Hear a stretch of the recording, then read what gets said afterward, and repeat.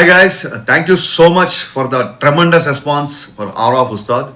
చాలామంది మెత్తని మట్టి ఆ లిరిక్ ఒకటి, బండరాళ్ళని బద్దలు కొట్టే లిరిక్లు ఇవన్నీ వేరే వేరే వాళ్ళ ఎడిట్లు చేసి పంపిస్తుంటే ఎటర్లీ రష్ వస్తుంది. Thanks a lot.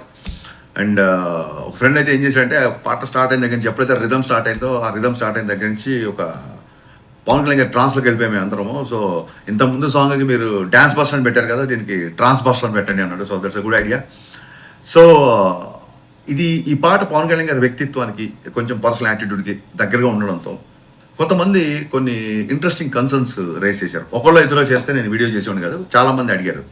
సో వాళ్ళ డౌట్ ఏంటంటే, అన్న సినిమాలో పొలిటికల్ డైలాగ్స్ ఉంటాయా, పొలిటికల్గా రెఫరెన్స్లు కానీ అలాంటి డైలాగులు ఉంటాయా అని చెప్పి అడిగారు. సో ఈ విషయంలో క్లియర్గా చెప్పాల్సింది ఏంటంటే, డే 1 నుంచి పవన్ కళ్యాణ్ గారు సినిమాలాగా, సినిమా అంటే వినోదం, సినిమా వేరు పాలిటిక్స్ వేరు అనేది ఆయన డే 1 నుంచి మాకు అందరూ క్లియర్గా చెప్పారు. ఆయన కూడా అదే ఫాలో అవుతారు.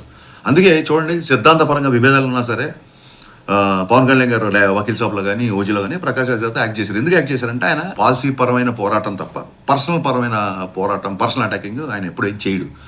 సో ఆయన డే 1 నుంచి క్లియర్గా చెప్పాడు, హరీష్ మన సినిమాలో ఒక డైలాగ్ కానీ, ఒక సన్నివేశం కానీ, లేదా ఒక రెఫరెన్స్ కానీ ఏ ఒక్క వ్యక్తి చిన్నపుచ్చుకల్లా చేసినా, ఏ ఒక్క వ్యక్తిని కొంచెం ఇరిటేట్ చేసినా, ఏ ఒక్క వ్యక్తి తప్పుగా ప్రొవోక్ చేసిన, the whole purpose of cinema అంటే వినోదం, the whole purpose of cinema will not be served, అలాంటివి చేయొద్దు అన్నారు. సో ఇప్పుడు గాజు డైలాగ్ ఉందంటే బ్రేక్ అయినా సరే అది పదునుగా ఉంటుంది, ఇంకా ఫైట్ చేస్తుంది అన్నట్టుగా మన హీరోకి ఎలివేషన్ ఉంటుంది తప్ప ఇంకోళ్ళని తక్కువ చేయడం కానీ, ఇంకోళ్ళ మీద సెటైర్లు కానీ, ఎటకారాలు కానీ లేవు, ఉండవు.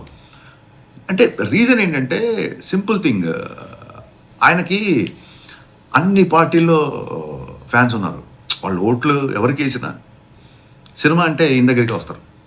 అండ్ ఇంకా గొప్ప విషయం ఏంటంటే, నేను థ్రిల్ అయిపోయిన విషయం ఏంటంటే, ఫ్యాన్స్ అందరూ కూడా సేమ్ ఆయన వ్యక్తిత్వాన్ని ఫాలో అవుతూ, అన్న మనకు వద్దు, మనకు పాలిటిక్స్ రిఫరెన్స్లు అయ్యి పెట్టొద్దు, మనకు ఎంటర్టైన్మెంట్ కావాలన్నా బ్లాస్ట్ అయిపోవాలి, మనకెందుకన్నా అన్నారు. నిజంగా హ్యాట్స్ ఆఫ్ అబ్బాయిలు.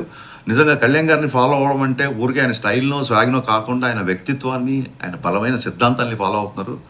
నేను ఆ విషయంలో నేను చాలా థ్రిల్ అయిపోయా. సో ప్రతి ఒక్కళ్ళు ఈ సినిమాకి వచ్చి ప్రశాంతంగా ఎంజాయ్ చేసేలాగా ఉంటుంది. సో ఏ ఒక్క వ్యక్తినో, ఏ ఒక్క పార్టీనో, ఏ ఒక్క వర్గాన్నో చిన్నపుచ్చుకోలా కానీ, కించపరిచేలాగా కానీ, వెటకారపు ధోరణులు కానీ ఎక్కడా సినిమాలో ఉండదు. అందరూ కలిసి ఎంజాయ్ చేయాలని ఈ సినిమా యొక్క ముఖ్య ఉద్దేశం. సో గైస్, బట్ ఏమాట కామాట హీరో గారిని ఎలివేట్ చేసే డైలాగులు కానీ, ఆయన పర్ఫార్మెన్స్ కానీ